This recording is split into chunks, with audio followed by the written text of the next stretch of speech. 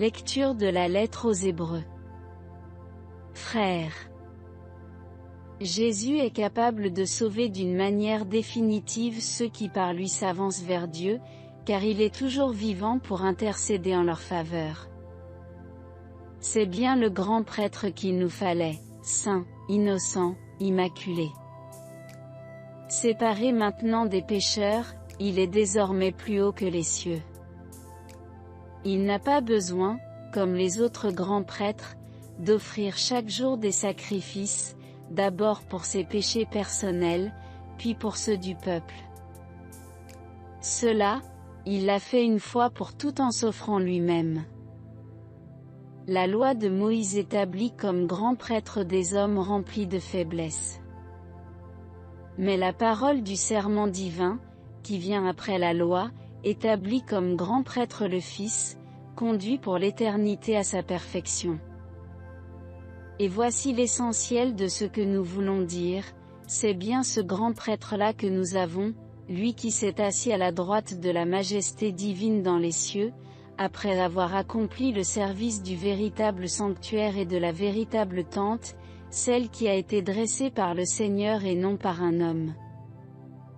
Tout grand prêtre est établi pour offrir des dons et des sacrifices. Il était donc nécessaire que notre grand prêtre, ait lui aussi, quelque chose à offrir. À vrai dire, s'il était sur la terre, il ne serait même pas prêtre, puisqu'il y a déjà les prêtres qui offrent les dons conformément à la loi, ceux-ci rendent leur culte dans un sanctuaire qui est une image et une ébauche des réalités célestes, comme en témoigne l'oracle reçu par Moïse au moment où il allait construire la tente. « Regarde, dit le Seigneur, tu exécuteras tout selon le modèle qui t'a été montré sur la montagne. » Quant au grand prêtre que nous avons, le service qui lui revient se distingue d'autant plus que lui est médiateur d'une alliance meilleure, reposant sur de meilleures promesses. Parole du Seigneur.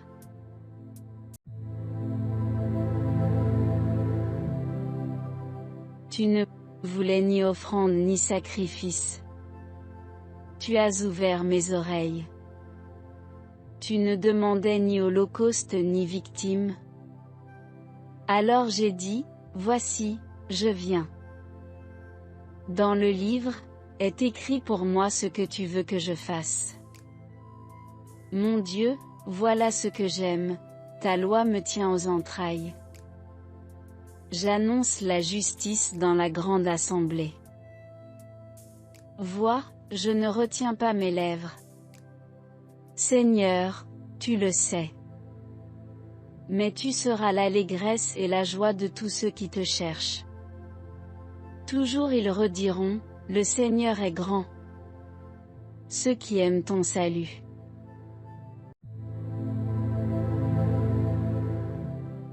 Évangile de Jésus-Christ selon saint Marc. En ce temps-là, Jésus se retira avec ses disciples près de la mer, et une grande multitude de gens, venus de la Galilée, le suivirent.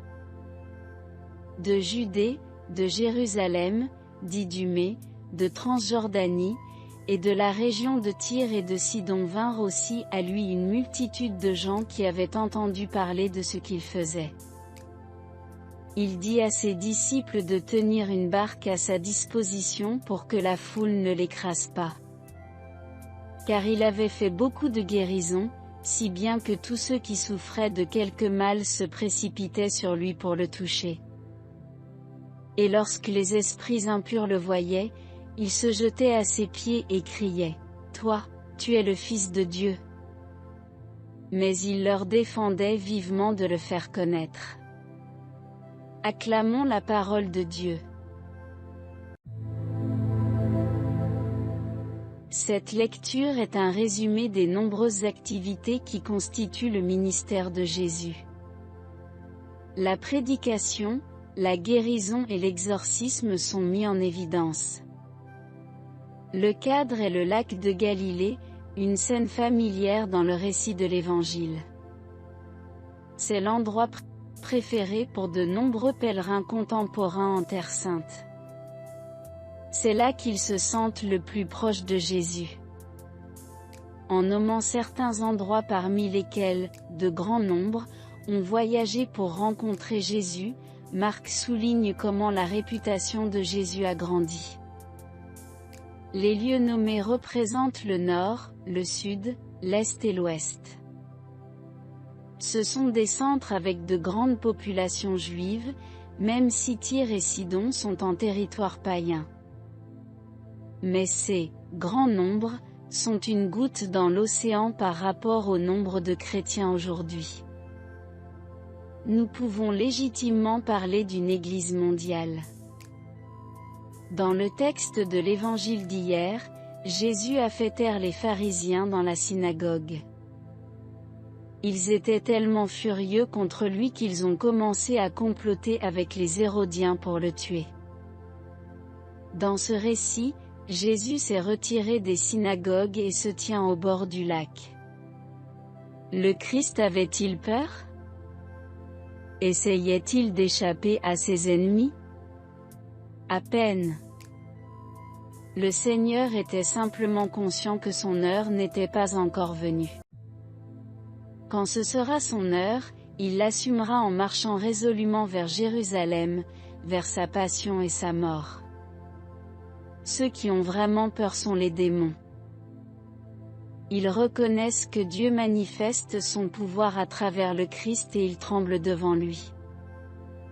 Le Fils de Dieu est venu reconquérir ce que les mensonges de Satan ont volé. Est-ce que la puissance du Christ qui m'accompagne me donne le courage dont j'ai besoin pour faire face à toute situation, comme son témoin?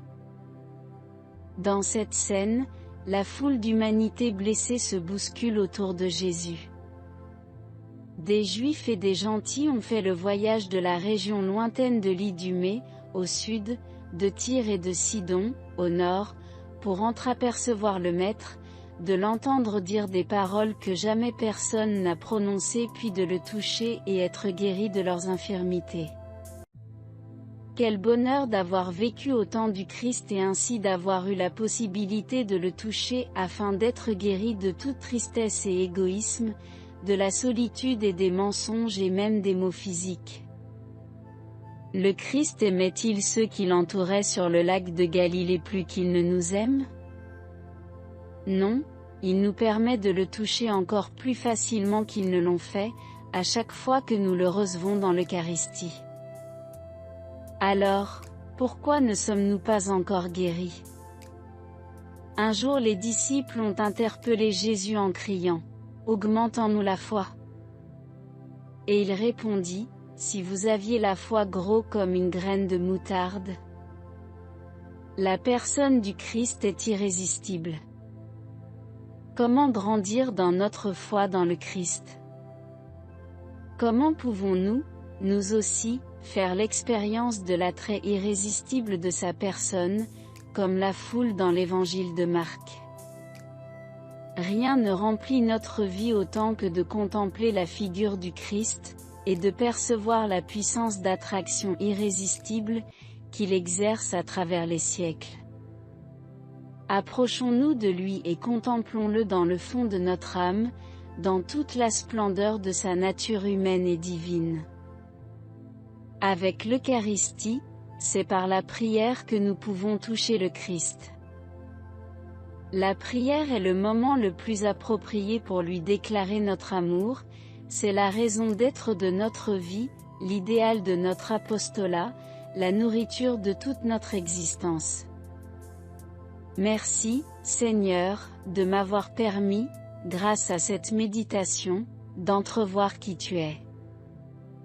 Aide-moi à répondre à l'attirance de ta personne et à ne rien te refuser.